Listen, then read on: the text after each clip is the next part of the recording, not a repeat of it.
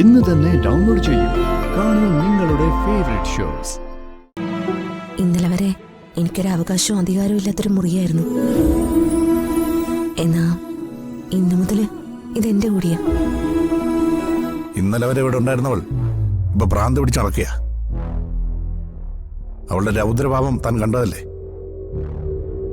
ആ ഞെട്ടൽ ഇതുവരെ മാറിയിട്ടില്ല. ഭാഗ്യം കൊണ്ട് മാത്രം രക്ഷപ്പെട്ടത്. ഭാഗ്യം കൊണ്ട് മാത്രമല്ല, സമയോചിതമായി അർച്ചനയും സച്ചി ഇടപെട്ടതുകൊണ്ടാ നമ്മുടെ ജീവൻ തിരിച്ചു കിട്ടിയത്. ഇല്ലെങ്കിൽ ചിലപ്പോ അവൾ നമ്മളെ രണ്ടുപേരും തീർക്കുമായിരുന്നു. അവന്തിക ഇനി എന്തെങ്കിലും പ്രശ്നങ്ങൾ ഉണ്ടാക്കാൻ വരുമോ? ഇത്ര പെട്ടെന്ന് നമ്മുടെ വിവാഹം നടക്കുമെന്ന് അവൾ ഒരിക്കലും കരുതി കാണില്ല. അത് അവളുടെ സമനില തെറ്റിച്ചു. ഭ്രാന്ത് പിടിച്ച അവസ്ഥയിലാണ് അവള്. അതുകൊണ്ട് സംഭവിച്ചതൊന്നും അവസാനത്തേതാണെന്ന് നമ്മൾ കരുതണ്ട. ഇനിയും ഇതുപോലെ അവൾ വന്നെന്ന് വരും. എന്ന് കരുതി താൻ പേടിക്കൊന്നും വേണ്ട. എന്ത് വന്നാലും നമ്മൾ ഒരുമിച്ച് നേരിടും. അതൊന്നും ഒരു കുഴപ്പമില്ല. എന്തിനും ഞാൻ നന്ദേട്ടന്റെ കൂടെ തന്നെയുണ്ട്.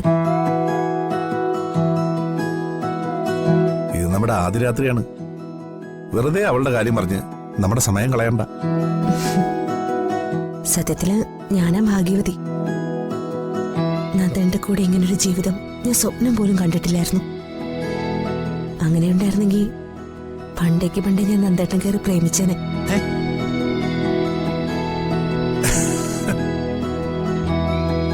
എങ്കിൽ എന്റെ ജീവിതം എത്ര മനോഹരമാകുമായിരുന്നു. ഇനി നമുക്ക് മനോഹരാക്കാന്നേ. ഇതുവരെയുള്ളതെല്ലാം മറന്നേക്ക്. ഇനി നമ്മുടെ സന്തോഷത്തെക്കുറിച്ച് മാത്രം ആലോചിച്ചാൽ മതി. ഞാൻ ആലോചിക്കുന്നത് നമ്മുടെ സന്തോഷത്തെക്കുറിച്ച് മാത്രമല്ല. നീ വന്നു കയറിയപ്പോ ഈ വീട്ടിൽ എല്ലാവരും സന്തോഷത്തിലാണ്. എല്ലാവരും വലിയ ഉത്സാഹത്തിലാണ്. അത് എന്നോടുള്ള സ്നേഹം കൊണ്ട് മാത്രമൊന്നുമല്ല. അത്രമാത്രം എല്ലാവരും അവന്തിയെ വെറുത്തത് കൊണ്ട് കൂടിയേ. നന്ദേട്ടന്റെ ജീവിതത്തിൽ നിന്ന് അവൾ എങ്ങനെയെങ്കിലും പടിയിറങ്ങി പോണെന്ന് എല്ലാവരും പ്രാർത്ഥിച്ചിട്ടുണ്ട്. ആ നശിച്ചവളുടെ പേര് കേൾക്കുന്ന പോലെ എനിക്കിഷ്ടമല്ല. ഇനി നമുക്ക് നമ്മുടെ ജീവിതത്തെക്കുറിച്ച് മാത്രം ചിന്തിച്ചാൽ മതി.